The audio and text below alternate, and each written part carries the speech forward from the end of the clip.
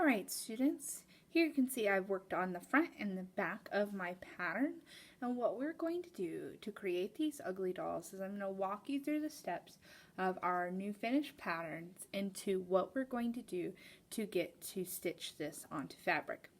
So the first thing that I'm going to need to do is I'm going to need to cut these out using a pretty sharp pair of scissors. If you're struggling with the scissors that you're using, talk to me. We can probably find a sharper pair. Okay, so let's start by doing that. Now, it is very important that when we cut these out, that when we stack them, they line up almost exactly. Okay, this is very crucial in order to make sure that our ugly doll turns out even. The other thing we want to keep in mind is it's important that we cut very carefully around these so that they can line up and we have smooth edges. We don't want any raggedy edges when we go to do this next part. So from here, what we're going to do is we're actually going to set aside the front of our design because we're not ready for the details yet.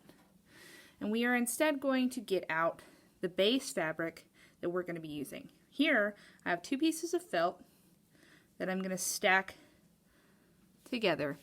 Now, my scissors are probably sharp enough that I can cut through both of these layers. You are probably going to have to do one at a time. That's okay. I'm going to show you here so it's a little faster. Now, in order to keep this paper still on top of our fabric, let's talk about the things that we find in our sewing kit, okay? In here, we have some needles that are held. You can see we also have some pins.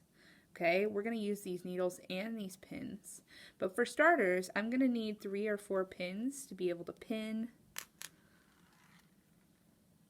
my character or my doll to my fabric. So what I'm going to do is I'm going to hold this guy still and I'm going to push through. Okay, and you can see I've gone through all my layers here.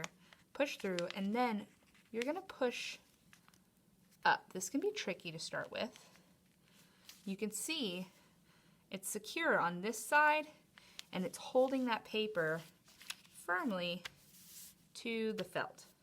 Okay, I'm going to pin this in 3 or 4 places near an edge, not so close that it's going to be difficult for me to cut around, but to where I know it's going to hold those things in place where it's probably going to be more tricky.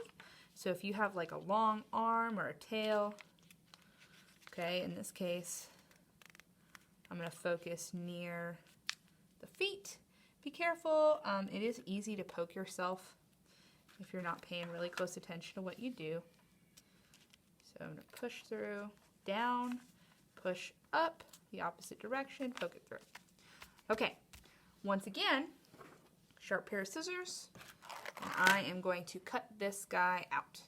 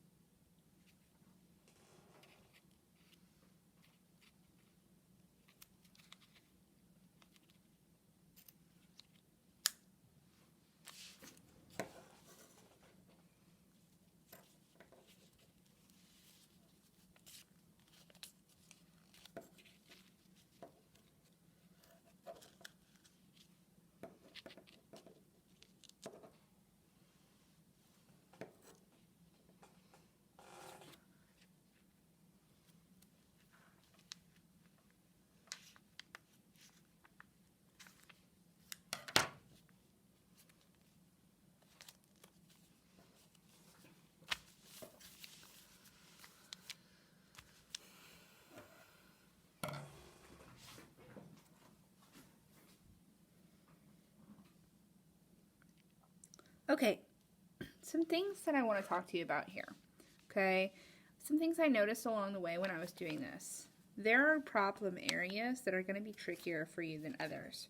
The tighter the curve is, the harder that area is going to be for you to cut.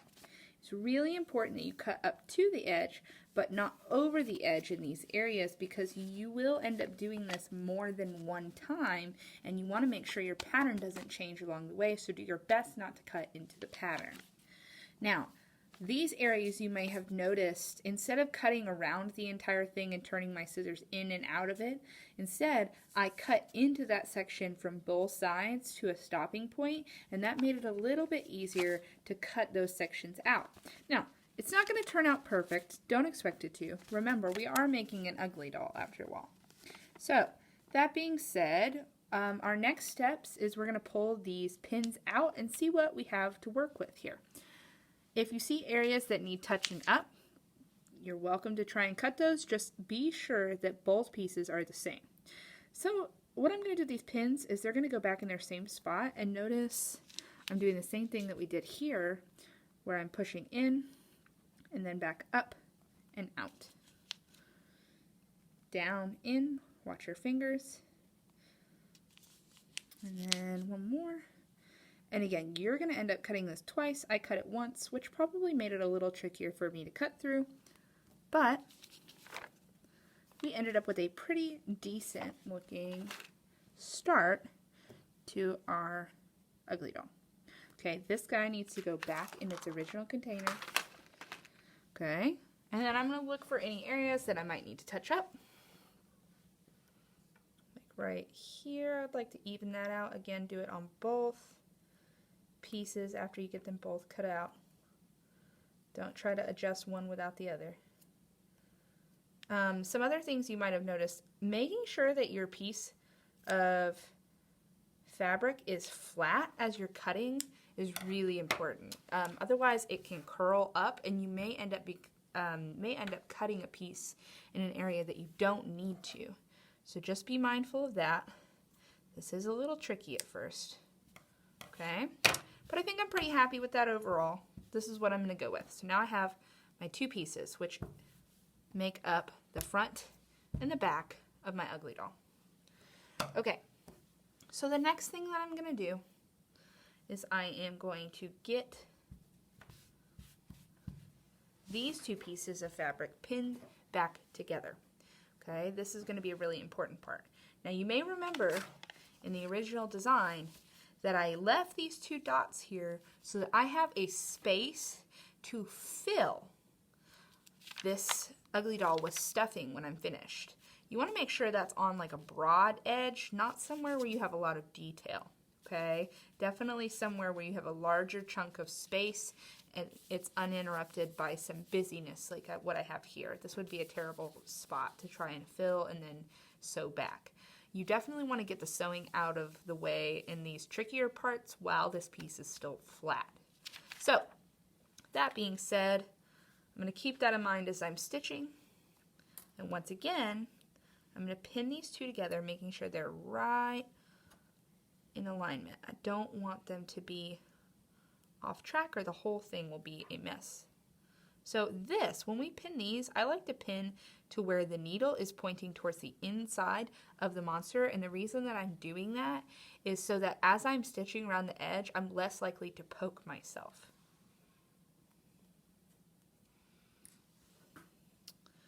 Now these arms are going to be a tough spot, so I am going to make sure that I pin here. And this is where if you end up needing more pins, just ask me. I'm probably not going to give you like more than like 8. That seems like a lot. If you need to move them around while you're sewing, that's something else you can do. You can start sewing up here on this section, and once I finish halfway around, then I could transfer those to another section because I won't need those pins once I've sewn. So again, pushing through, up, and all I'm doing here is I'm just pushing it the other direction, if you haven't figured that one out. Okay, and it looks like my lines are getting a little screwy there. Let's see.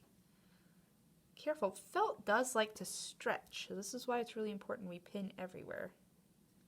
And I am pinning close to an edge, but not right up on that edge. Notice that. Okay, this is probably enough pins for me. I've got about 6 in mine. And once I've done that, I'm actually ready to start sewing, so long as there's not something that needs to get stitched on right here. Okay, I might come back and end up putting a button on here, and I'll still go back and show you how to do that so that before you start sewing, you know what steps you need to take. But in my case, I think I just want to go ahead and show you how to get the basic outline done. And so all these additional features are going to be things that I can sew on top of my design, or I can use glue, and that's probably what I will do for most of these pieces, is I will use glue to create a felt applique. So we'll just apply another piece of felt in our scrap colors that we have here to our design. So you're going to have some accent colors into your design too. So here I've already cut a piece of thread that is like double the amount that it would take to like go around. So you can see like this would about go around my monster almost twice, right? I want a pretty good sized piece to start with. And then if we need to go back and get more, we will, but we're going to try to avoid that. Okay, here I'm ready for my needle. I'm going to take a needle out of my push pin heart. Okay, and then in order to thread the needle, sometimes what you have to do with your thread is sometimes you need to twist it a little tighter. Sometimes you might even need to wet your fingers and twist it. Sometimes you may even end up needing to cut the tip off just so that it will feed through that needle. You can see that that's kind of tricky. Even though I cut this nicely, it might still be tricky.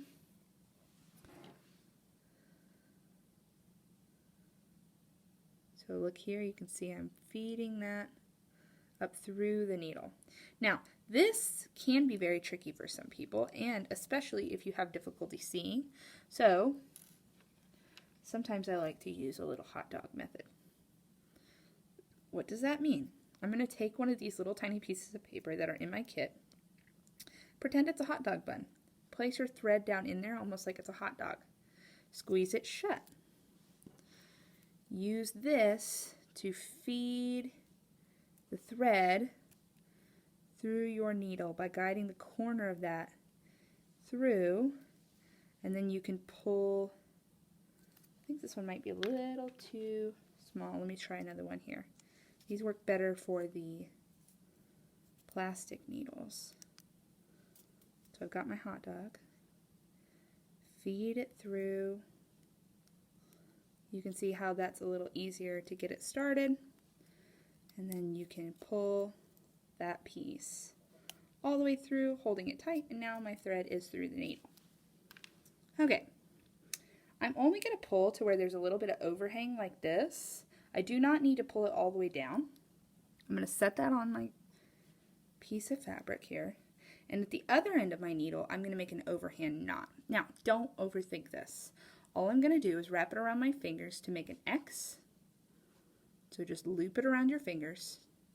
Now I've got my loop. I pulled my fingers out of the loop. Take the tail up through the bottom of the loop and pull it tight. And you can see how that's going to form a knot. Now I'm going to do that again because I want my knot to be thick enough that it's not going to go through my thread. Now getting it in the same place, that's the tricky part. So remember I made my X. Now here I'm taking my time because I want it to be right on top of that other knot. Sorry. Okay, and pull it tight. You can see there, this is going to form my stopping place. There's a little knot right there. Okay, so from here, be careful with your needle. Keep that tail pointed away from you, going in the direction of the rest of your thread. And what we're going to do is we're going to start what's known as a blanket stitch. So I believe I'm going to start on this leg down here because I think that's an easy place to start. It's nice and wide open. So what I'm going to do is I'm going to feed, let me see if I can get a little closer here. Excuse the shakiness. Okay, what I'm going to do is I'm going to feed this up through the bottom. Okay, but I actually don't want to do it on both layers because of the knot. So I'm going to start by pushing through the top layer, pushing my needle up from the bottom. Pull. Make sure you watch your thread. It's easy for it to get tangled. If you pull it too quickly, sometimes it will knot up on itself, so just keep an eye, try to keep it straight. We're going to tuck that little tail to the inside. Okay, so now I cannot see the knot because it's on the inside of my doll. So what I'm going to do after this is I'm going to start blanket stitching, and this is actually not that hard. What I'm going to do is I'm going to come from the bottom, so close to where I just started here. Okay, and this first one I'm just going to pull through, and again, watch your thread.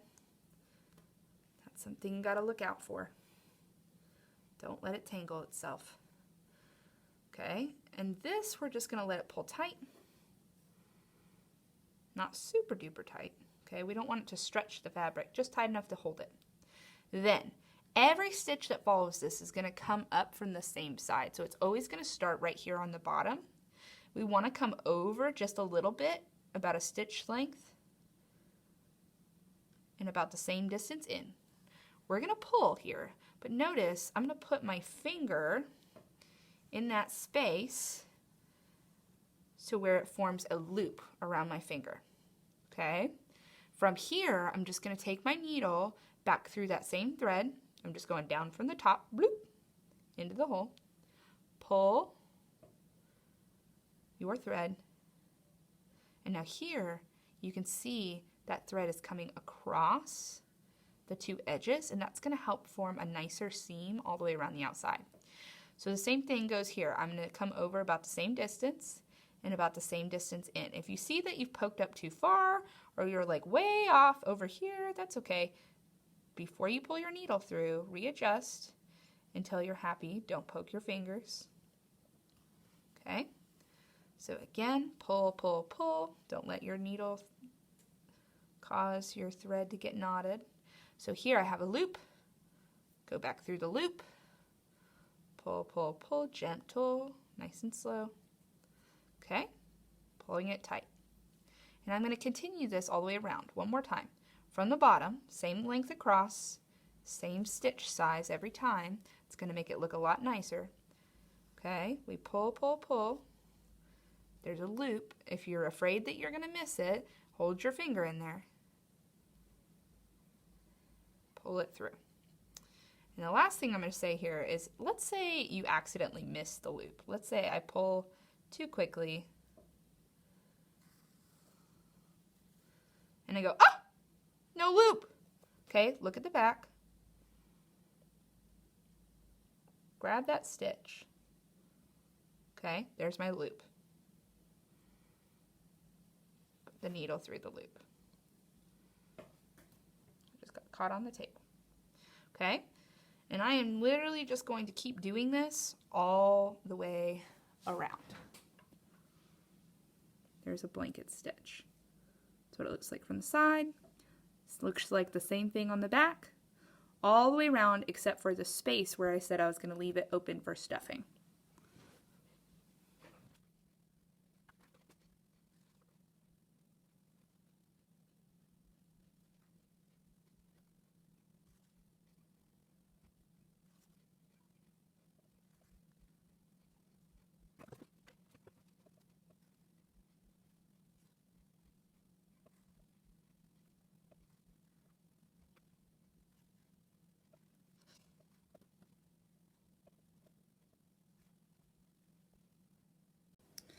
Okay, so here I have made it almost the entire way around, leaving space to stuff. I still have enough thread to get me there. If you ended up having to add more thread, that's pretty easy to do. You can see I actually had to make a new knot right here, but from far away we can't even really tell that that happened. What I'm going to do is I'm going to make sure that these things go back in their pin cushion as I'm working my way around. I don't need to keep those in there anymore. There's still one right here that I'm going to leave until I'm finished, or at least ready to stuff. But before we make this thing look more 3D, we want to come back with some scrap fabric and add the details that we created for the rest of our features. So what I'm going to do here is I am going to pay extra close attention to these things. And what I can do, there's two ways I could do this, okay? If it's just something simple like a circle, I may just cut it out. If it involves me getting that exact shape, another thing that I can do is I can try to use chalk on the background and then trace that again onto my fabric. And I'll show you what that looks like here. So what I'm going to do is I'm going to flip this guy over on its back.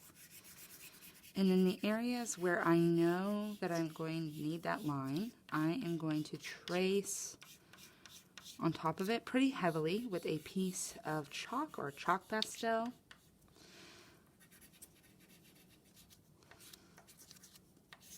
And then we're going to flip this design over onto our fabric. Now, if it stains our fabric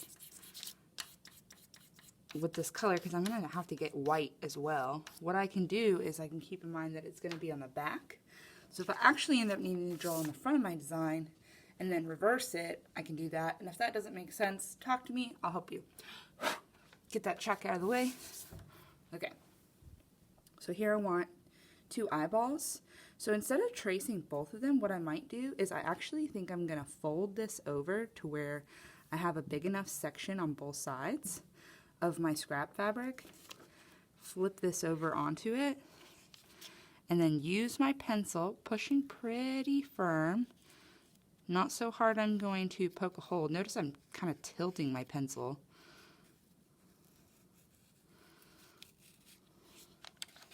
And then you can see the outline. There's a little bit extra dust in the middle there, but you can see the outline of that circle that I'm trying to create, and that's what we're going to use.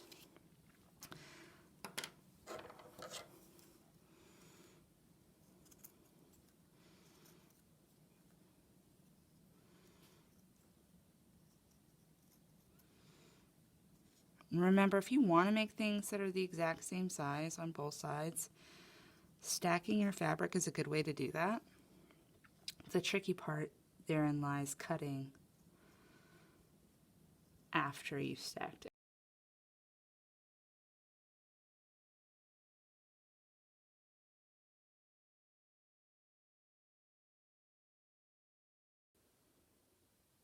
Okay, so we are back, and you can see I have officially glued on all my pieces. They aren't falling off because he has sat and dried.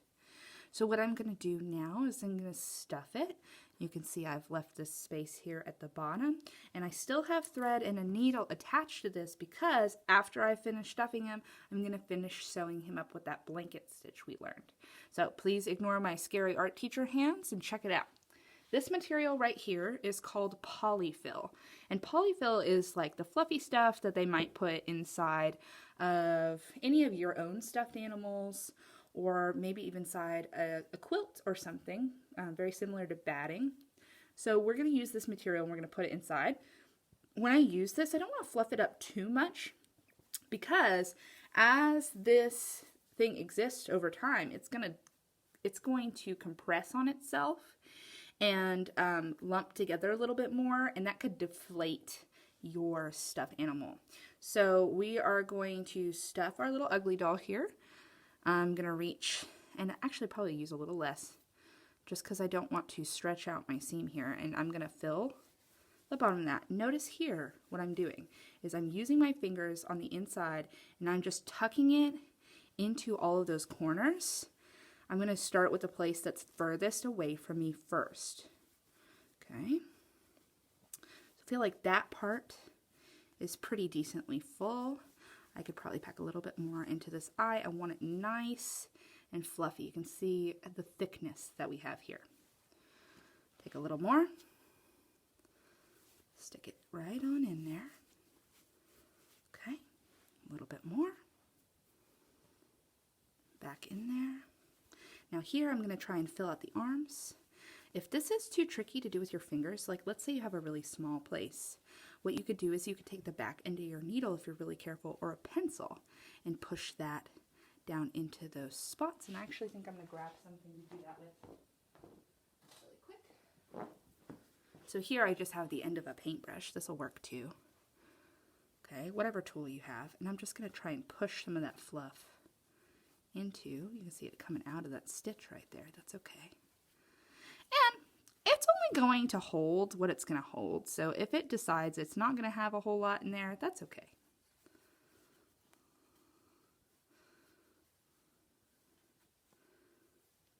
Be careful doing this. Felt is not a super strong fabric because it's really just a bunch of fibers that have been like massaged together essentially. And it can break or tear pretty easily, so be cautious of that. I'm going to fill the rest of this, and if his arms, like I said, if his arms are just little dangly bits, I don't really care too much about that. They're like little tentacles. They don't have to have a whole lot of filling. All right, this bottom part's going to become a little trickier here. So what I'm going to do is I'm actually going to stuff it into this right leg over here, which for you is the left right now because I have it upside down. And once I've done this side, I'm actually going to stop trying to fill this bottom area, and I'm actually going to overstuff the top. And the reason I'm going to do that is because I don't think I'm going to try and maneuver around all of the fluff that's in here while I'm trying to sew. That's going to just be too difficult.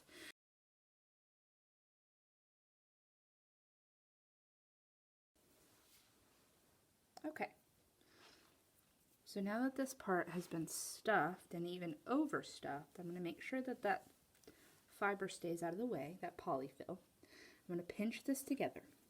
Now, I'm not going to, I'm not going to be untruthful with you and tell you this is going to be easy, because it's not. This part's a little tricky. So if you struggled with this before, you might ask for a friend's help. It's really important here that your stitches are close together. So again, we're going to continue that pattern just like we did before. Actually just inserted my needle from the wrong side, I realized, so I switched it. So come up from the back. Keep that fiber out of the way. And then back up through the loop, or down through the loop. There we go. Pull it. We're just going to keep going around. So come up.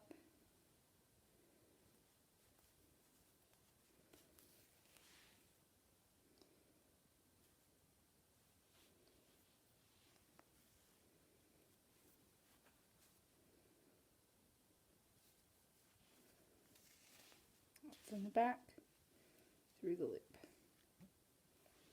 Up from the back,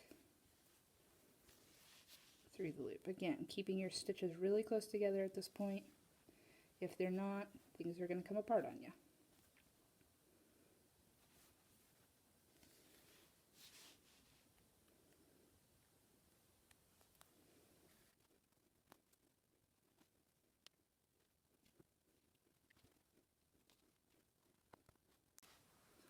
Okay, I've just about got him sewn up here on his leg.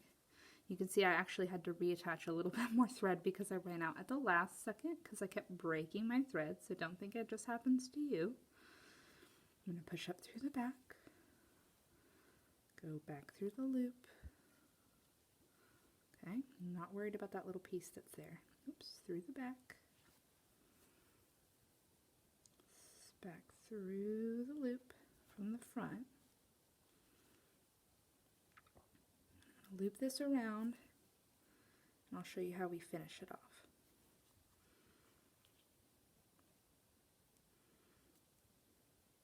Oops. Through the back. There we go. Okay, not too bad. Now, right here at the end, what we're going to do is we're going to go back through one of these loops.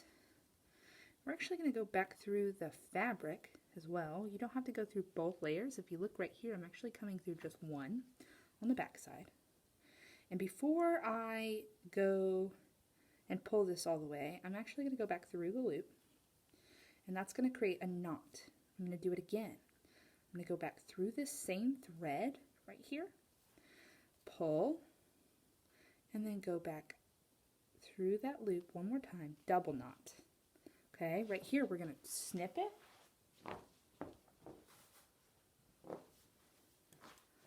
So don't get too close. We don't want to cut the knot, but close enough. Okay, don't lose track of your needle now that it's not attached. Okay, so here he's looking really good. Fluff him out a little bit, fix his little tentacly arms.